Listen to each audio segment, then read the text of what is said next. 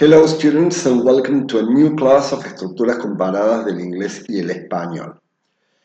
In this new encounter, I shall bring to light an interesting topic, an important topic for us translators, which will help us to reorder the constituents of a sentence to structure a new sentence in the target language which sounds clear, fluent, and what is more important, natural. These constituents are triggered by the verbs in the sentence. That is, when we have a copular verb, we are sure to have a subject complement in the predicate. If we have a transitive verb, we are sure to have a direct object in the predicate.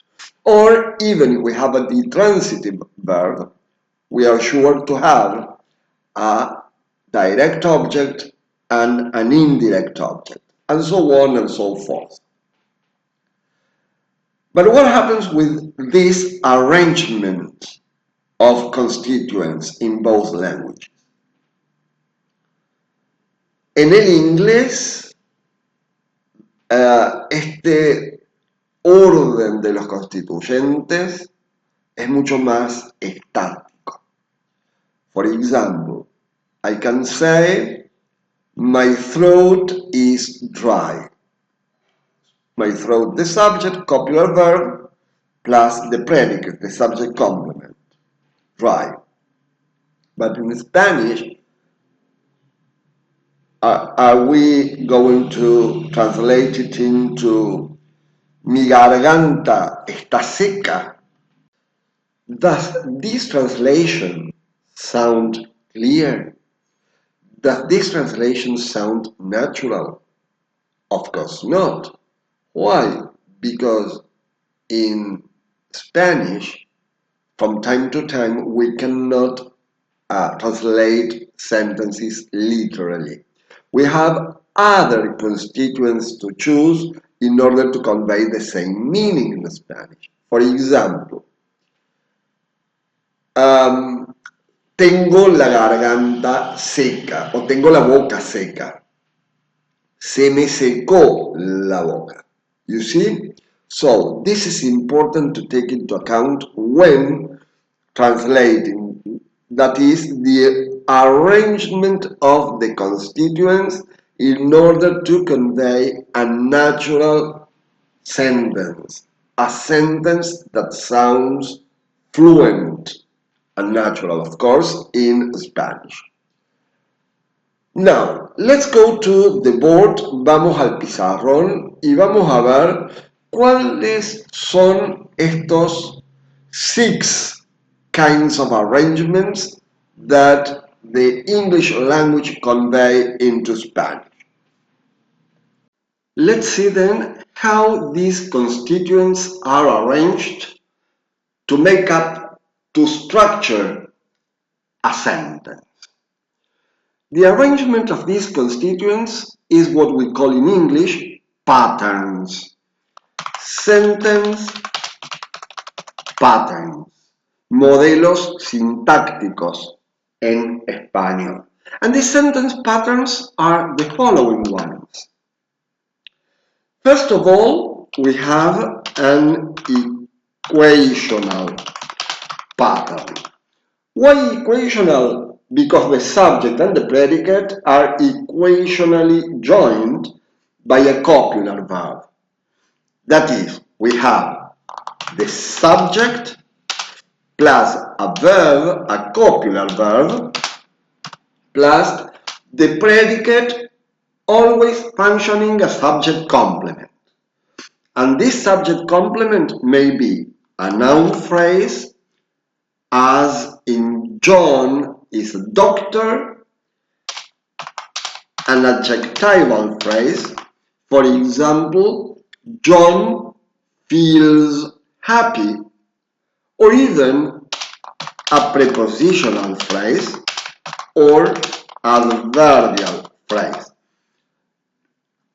always remember that prepositional phrases have an adverbial function in the predicate. Prepositional phrases always function as adverbials in the predicate. For example, John is at university. John is in the garden. Then we have an intransitive pattern. As the name indicates, the main verb here is an intransitive one. That is a verb which does not admit a direct object.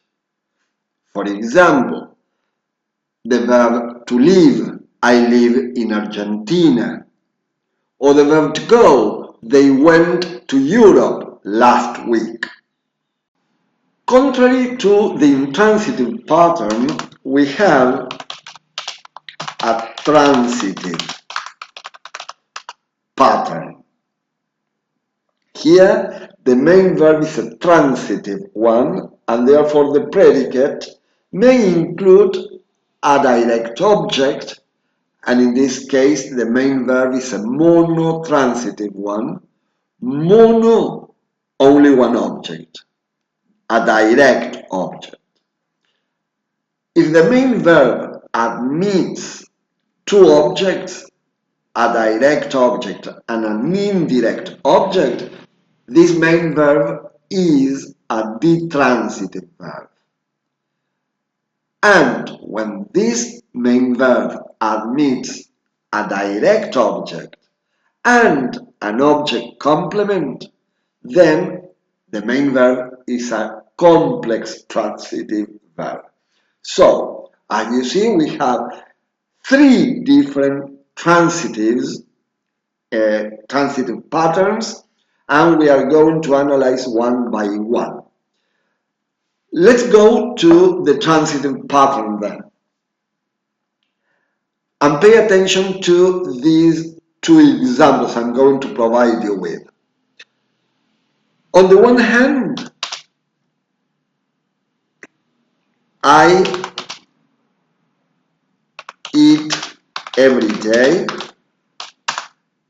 and on the other hand, we have I eat fish every day. I eat every day, I eat fish every day. Como todos los días, como pescado todos los días.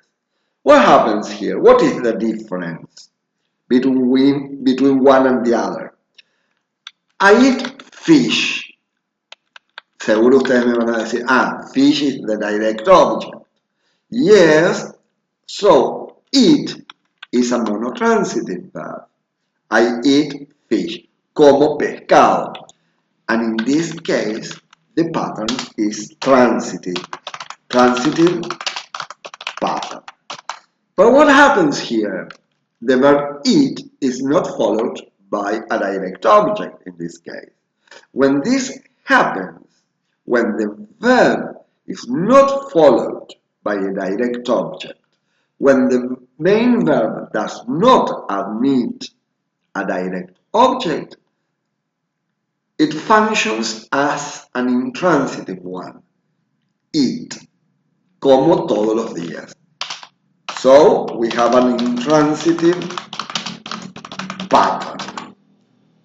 Como ustedes pueden ver, los patterns son importantes, pero los constituents, los constituyentes, los componentes que conforman esos patterns también lo son. Porque dependiendo de los constituents y dependiendo de del arrangement de estos constituents dentro de la misma oración, me va a dar la intencionalidad con la que yo quiero transmitir ese mensaje. Recuerden además que para que tenga sentido ese mensaje, debe priorizar también la fluidez, the fluency y la naturalidad. Ok, Pasamos al otro transitive pattern y hablábamos de un detransitive verb, that is, the verb which admits a direct and indirect object. And in this case, the pattern is called transitive receiver. For example, Sam wrote Mary an email. Donde wrote is the detransitive verb, Mary the indirect object, and email the direct object. And the indirect object may also be preceded by to, as in Sam wrote an email to Mary. We have already said that we also have a verb which admits a direct object and an object complement. And this main verb is then a complex transitive verb. And the pattern then is called complement pattern. This object complement may be a noun, as in they call me Nosy, a nickname. It may also be an adjective, as in they painted the door green, or even an ing, as in they saw him running.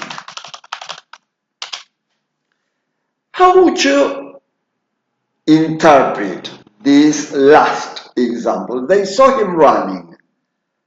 Who was or who were running? They or him? Let's see the translation. Ellos lo vieron corriendo. Ellos lo vieron mientras ellos corrían, o ellos lo vieron mientras él corría. We have ambiguity here. And how to disambiguate this sentence when translating it into Spanish? Well, we can say, ellos lo vieron mientras él corría, one possibility, or, on the other hand, ellos lo vieron mientras ellos corrían.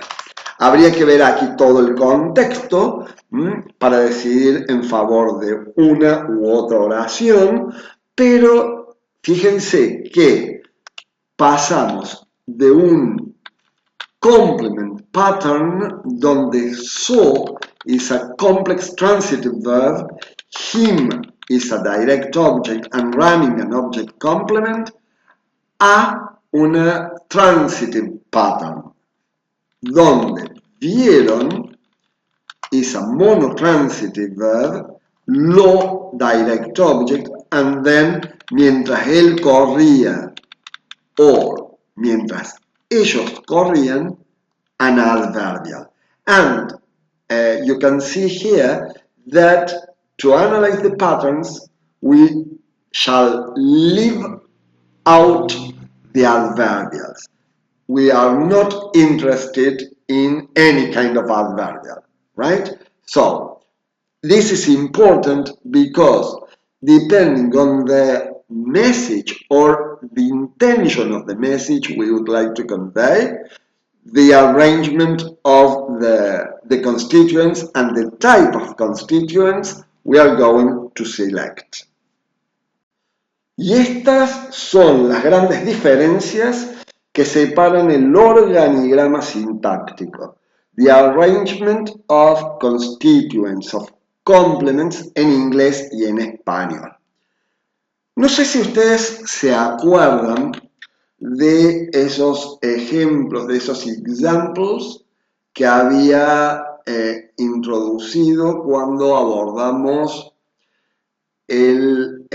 los semantic meanings of C. These examples were as follows. She had her car stolen, and we had two different interpretations here. One of them was hizo que le robaran el auto, and the second interpretation was le robaron el auto.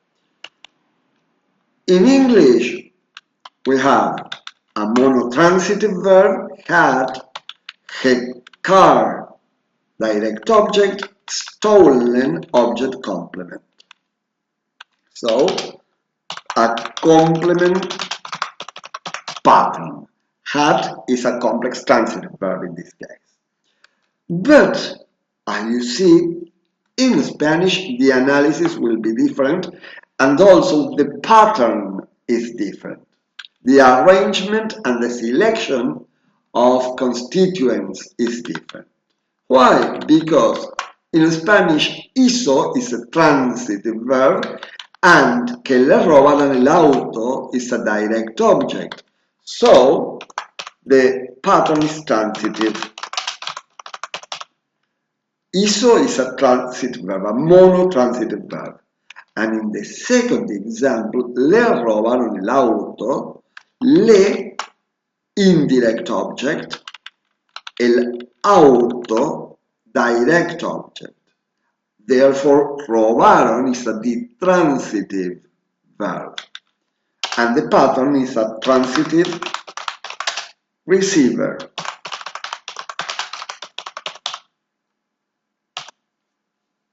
As you see, como ustedes pueden ver, las diferencias son importantes que separan un idioma y el otro, y tiene que ver justamente, como venimos recalcando desde el comienzo, los constituents que se elijan a través del verbo, pero también cómo esos constituents se organizan, se estructuran en torno al verbo para armar la oración.